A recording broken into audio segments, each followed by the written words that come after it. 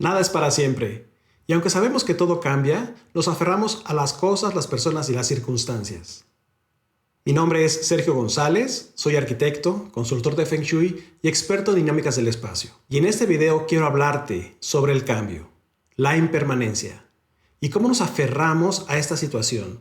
Realmente cómo podemos soltar a través de ciertos ejercicios y vivir el cambio. Nada es para siempre. Esa es una frase muy común, la hemos escuchado muchas veces y habla sobre la impermanencia. La impermanencia como tal es un concepto budista. Habla de que la vida es un constante cambio. Y sí, sí lo es. Entendemos que como vamos naciendo, empieza a haber una transformación. Se considera que en el momento en que nacemos, estamos muriendo. No sabemos realmente cuándo vamos a abordar ese tema, el de dejar este plano. Pero sí entendemos que la vida es un constante cambio. Y como este mismo cambio, hay resultados emocionales que implican el que nos aferremos a que esto realmente no cambie. Yo te voy a explicar en este video cuáles son las metodologías que podemos utilizar como un tema terapéutico de cómo solucionar esta situación. Hay veces que nos aferramos a soltar a las personas, a las cosas, las circunstancias. Esto se llama apego. Y el apego realmente sí genera mucho sufrimiento. Incluso te podría decir que cuando he hecho dentro de la dinámica de los espacios la limpieza y la acupuntura de la tierra, los objetos que tienen apego tienen una frecuencia diferente. Incluso la persona ya murió, ya no está en este plano. Y el apego que le generó a ese objeto hace que tenga una carga emocional y su energía gire a la izquierda, o sea que deprime el sistema inmunológico. De repente tenemos un evento emocional fuerte, un shock o trauma, y eso genera también un anclaje emocional dentro de nosotros y también hace que entonces tomemos decisiones en relación a lo que ya vivimos que todavía no hemos trabajado. Y también sí es importante el que podamos procesar para poder soltar esa situación que nos ha generado una serie de repercusiones emocionales.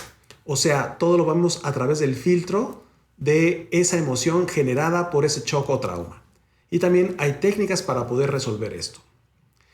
Ese es el apego y realmente sí entendemos que debemos vivir en la impermanencia. Nada es permanente.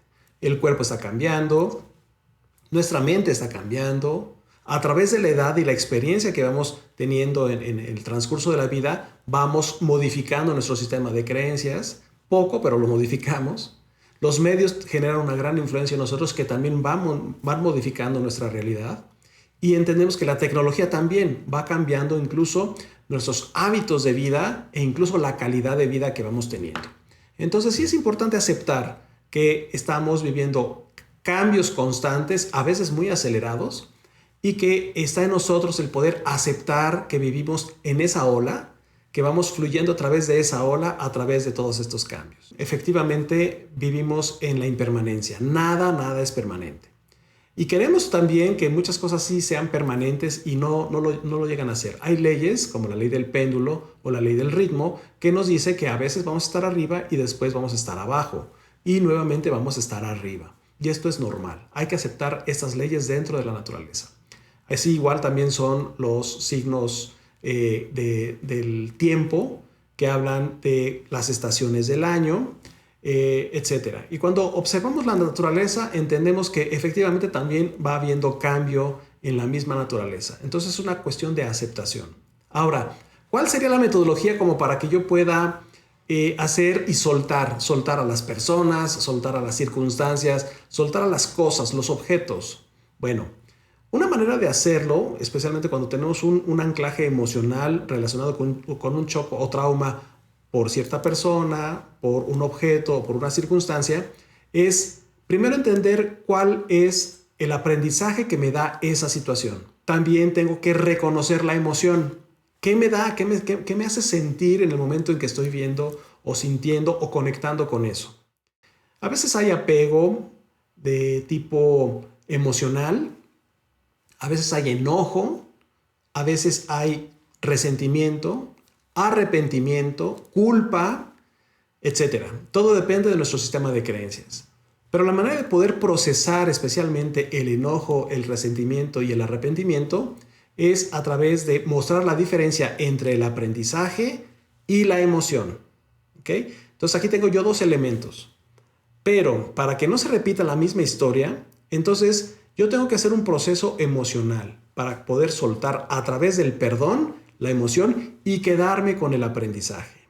Esa es una de las tantas técnicas que me ayuda a entender. Una vez que yo ya tengo el aprendizaje y me quedo con él, entonces ahora sí pido que la energía de perdón libere la emoción.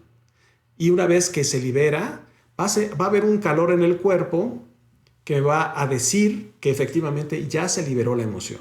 Eso lo puedo hacer a través de un proceso de meditación, estando yo tranquilo, calmado, llevando mi atención hacia mi corazón, conectando con la emoción y con esa situación en particular. Entonces, ahora sí hago este proceso. Mostrar la diferencia entre el aprendizaje y la emoción para que la energía de perdón libere la emoción y me quede con el aprendizaje.